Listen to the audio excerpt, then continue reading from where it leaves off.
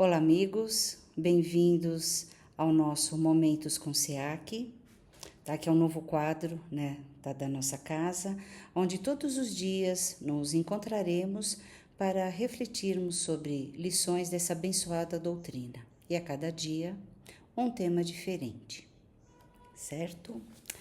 Então, hoje, o tema escolhido é do livro Fonte Viva, tá? Psicografado pelo Chico, através do Espírito Emmanuel.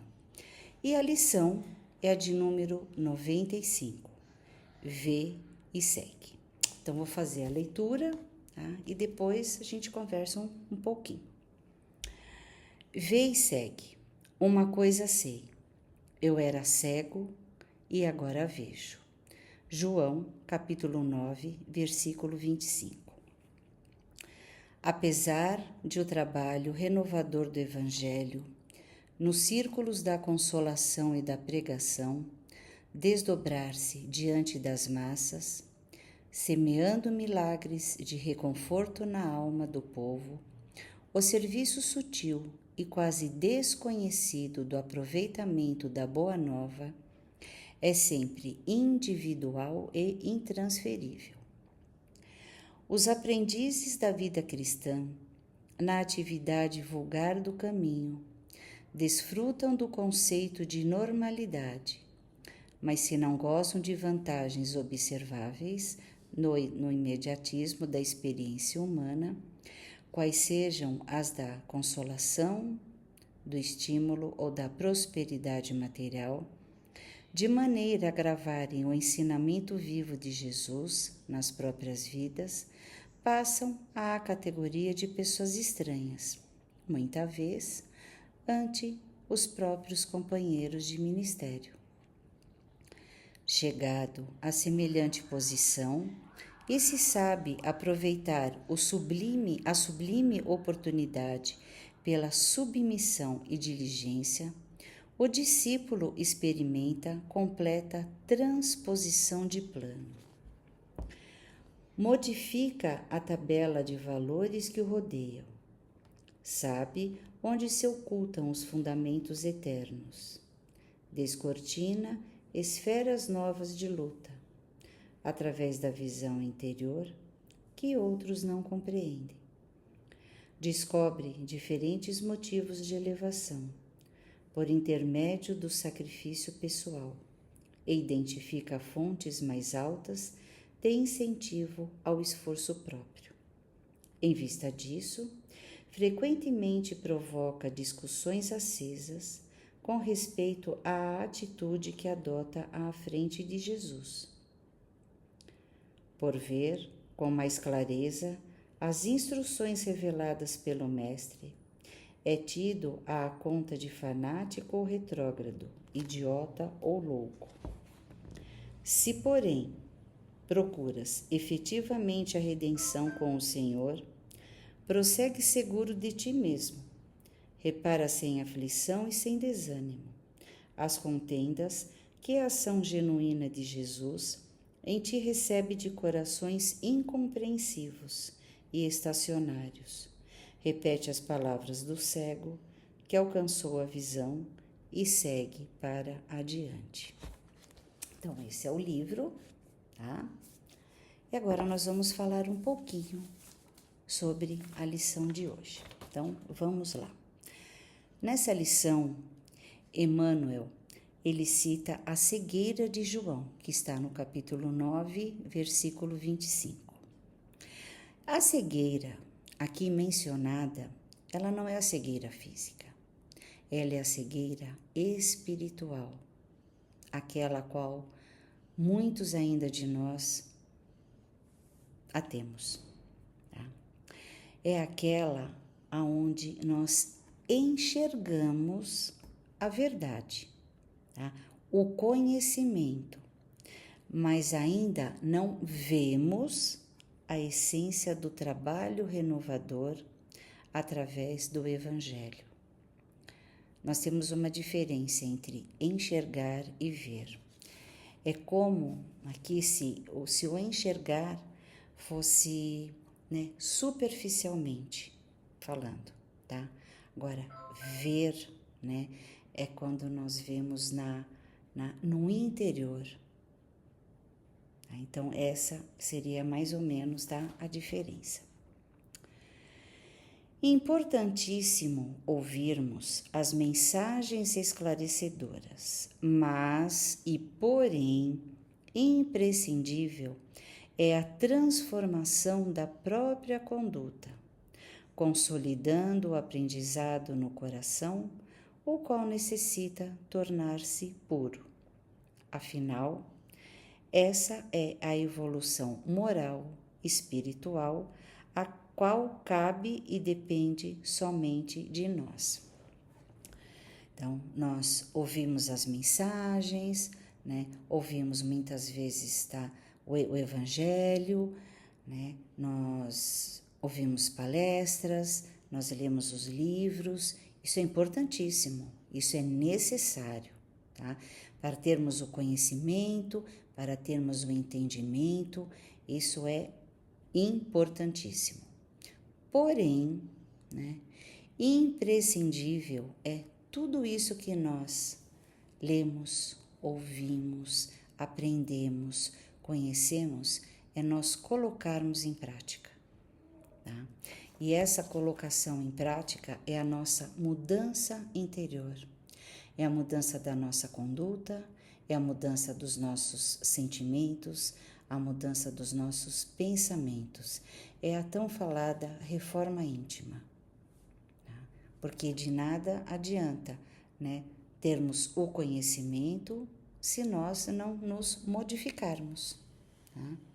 E, né, essa modificação, essa transformação, né, é aqui, né, aos pouquinhos nós vamos permitir que o nosso coração se torne um coração puro, livre de todas as mazelas, livre de todos os sentimentos não agradáveis. Tá? Então nós temos que ver, tá? Aprender e colocar em prática. E isso é um trabalho, tá? É um trabalho edificante, é um trabalho renovador e é um trabalho constante. Não adianta falar, eu já li, eu já ouvi. Não, né? Constantemente nós temos que prestar atenção na nossa conduta, naquilo que pensamos, naquilo que sentimos. Será que tudo isso que fazemos está, né, é condizente com os ensinamentos do Cristo? Então, nós vamos nos conhecendo de pouquinho em pouquinho e vamos nos melhorando. Tá? Nós vamos eliminando as nossas fraquezas, as nossas mazelas, tá? Até alcançarmos a nossa tão sonhada evolução. Tá? E esse trabalho renovador, esse trabalho edificante, a responsabilidade dele é única e exclusivamente nossa. Tá? Não cabe aqui uma terceirização desse trabalho, porque se assim fosse, seria um milagre. Né? E se fosse um milagre, né, Deus seria injusto, porque um recebe o milagre e o outro não recebe. Então, esse trabalho, né, depende somente de nós. A nossa mudança, o nosso, né, a nossa melhora, o nosso progresso, o nosso crescimento espiritual e moral, ou moral e espiritual, depende única e exclusivamente de nós. Nós não podemos ficar esperando, né? O outro tem que se modificar. O outro tem que cuidar dele, tá? E nós temos que cuidar de nós. Essa é uma das ferramentas que Deus nos dá. E nós temos que saber utilizá-la, tá, da melhor maneira possível.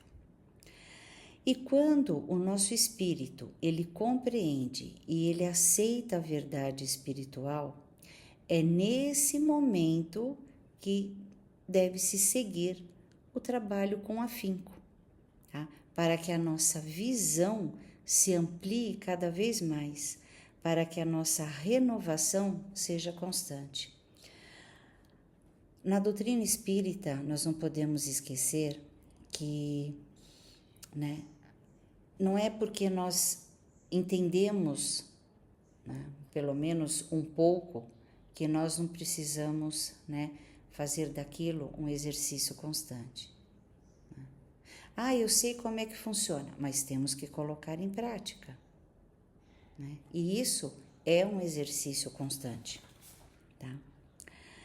Abrir os nossos olhos espirituais, livrar nossos corações de sentimentos improdutivos, ter fé no trabalho edificante. Esse é o caminho da nossa evolução. Então, nós não podemos só ver e ficarmos estacionados, estagnados. Nós temos que seguir, nós temos que continuar a caminhada. E se vão falar ou não vão falar, vamos fazendo a nossa parte por nós, porque nós merecemos. Tá? Então, vê e segue. É isso, né, que Emmanuel, né, nos traz nessa lição muito, muito, muito importante, né, muito confortadora, muito de uma orientação muito grande. Tá? Então, vamos em frente, certo, meus queridos? E assim, né, hoje nós vamos, né, terminando o nosso Momentos com SEAC, e eu vou terminar com uma oração, tá? É a oração do perdão, e ela diz o seguinte: ó Deus, que tendes compaixão de todos e perdoai a todos com bondade. Olhai para as minhas fraquezas e debilidades e tende piedade de mim. Ajudai-me a enxergar, né, as áreas da minha vida que estão em escuridão pela falta de perdão. Iluminai minha mente, meu coração e minha alma. Não permitais que nenhuma área do meu ser permaneça na escuridão. Revelai-me todas as áreas onde há falta de perdão, onde há amargura, ressentimento, ódio e raiva. Dai-me a força e o desejo de me abrir ao dom e à graça do perdão e de aceitá-lo e de agir de acordo com ele. Então, aqui também diz que nós temos que enxergar, tá, tudo que aquilo que não é bom dentro de nós.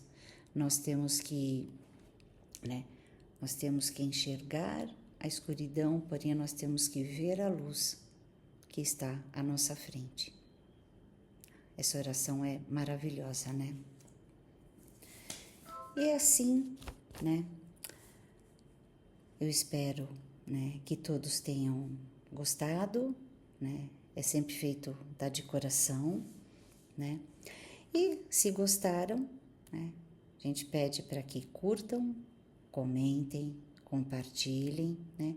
E também nos sigam nas redes sociais, tá certo? É muito bom estar com todos vocês, né? Amanhã teremos um outro tema, né? Uma outra lição, e assim nós vamos caminhando cada vez mais para a nossa evolução. Certo, meus queridos? Né? Um beijo bem grande a todos. Deus e Jesus no comando sempre.